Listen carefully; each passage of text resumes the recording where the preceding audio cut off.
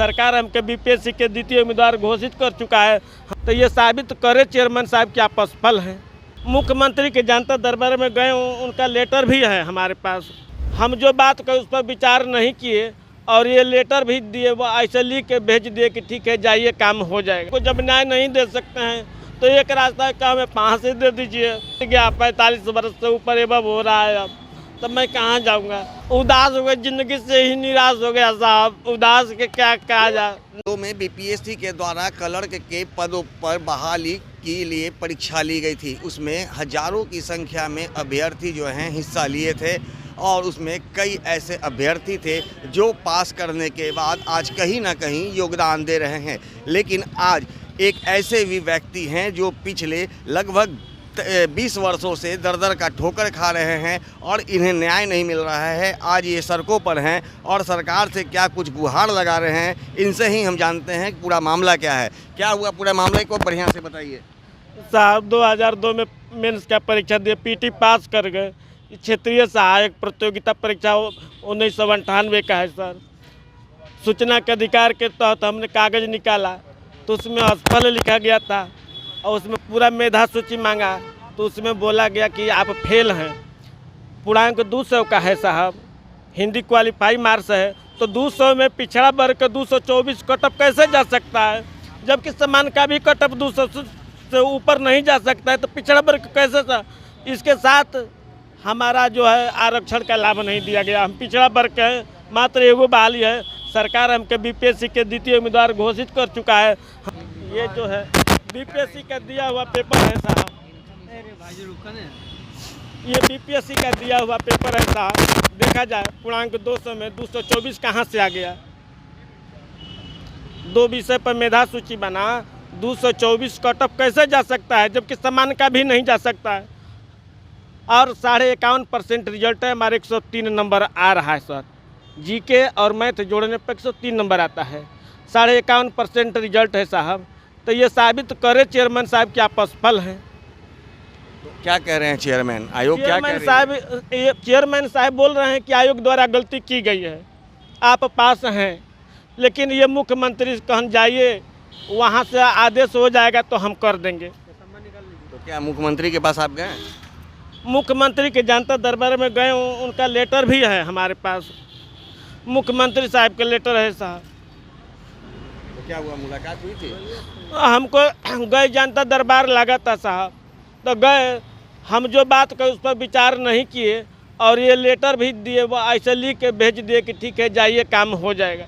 लेकिन अभी तक काम नहीं हुआ साहब। कितना वर्ष हो गया सर? 2002 से और 2008 में रिजल्ट प्रकाशन किया, मेधा सूची प्रकाशन किया गया, योगदान कराया गया और हमको इसी तरह छोड़ दिया गया। हमारा नहीं हुआ, हमारा वर्ग का लाभ नहीं दिया गया, आरक्षण का लाभ हमें नहीं मिला है साहब।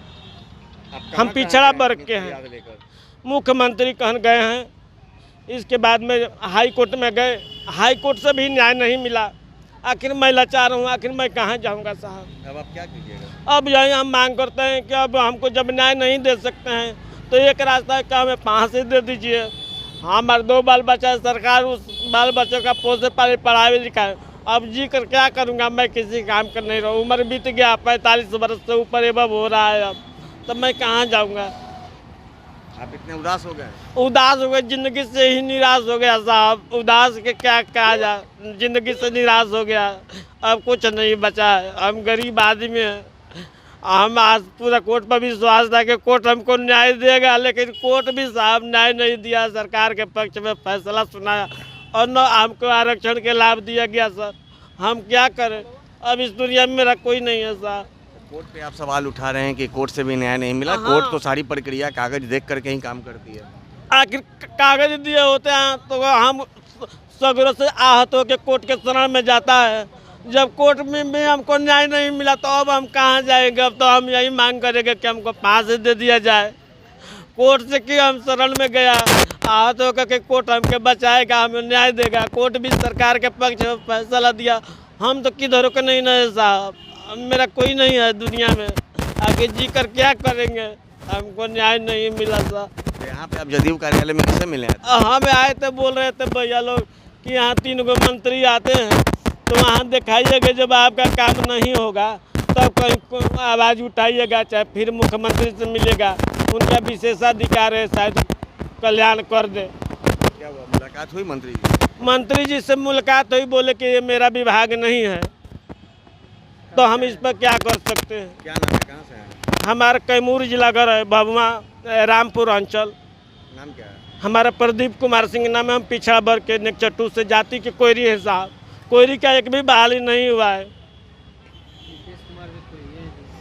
कोयरी होंगे, पिछड़ा वर्ग का राज है, सबका साथ, सबका विकास, सबका विश्वास, ताकि कहाँ हम विश्वास जीत पाते हैं।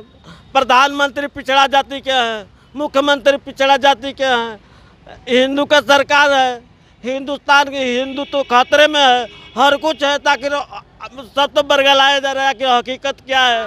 हमारे पेपर से देखिए कि इनको न्याय नहीं मिला, सच्चाई कहाँ तक है, सारा पेपर लिए हैं सर।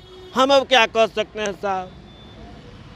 जैसा कि आप सुने, ये प्रदीप कुमार सिंह है, ये काफ़ी आहत हैं और अपनी ज़िंदगी से निराश हो चुके हैं और अब ये कह रहे हैं कि लगातार 2002 में बीपीएससी के द्वारा आयोजित परीक्षा में इन्होंने परीक्षा में शामिल हुए थे और शामिल होने के बाद इनकी रिजल्ट भी आई थी और उसमें ये पास हो गए थे, जबकि आयोग भी इस बात को मान रही है कि आप सफल अभ्यर्थी हैं, लेकिन अब तक इनकी बहाली नहीं हुई है और अपनी बहाली की मांग को लेकर मुख्यमंत्री के जनता दरबार से लेकर के जगह जगह ये दर की ठोकर खा रहे हैं, लेकिन अब तक इनको नियुक्ति नहीं हुई है, फिर इनकी नौकरी पे बहाल नहीं किया गया है, जिससे ये काफ़ी आहत है और निराश है और अब ये सरकार से इच्छा मृत्यु की मांग कर रहे हैं।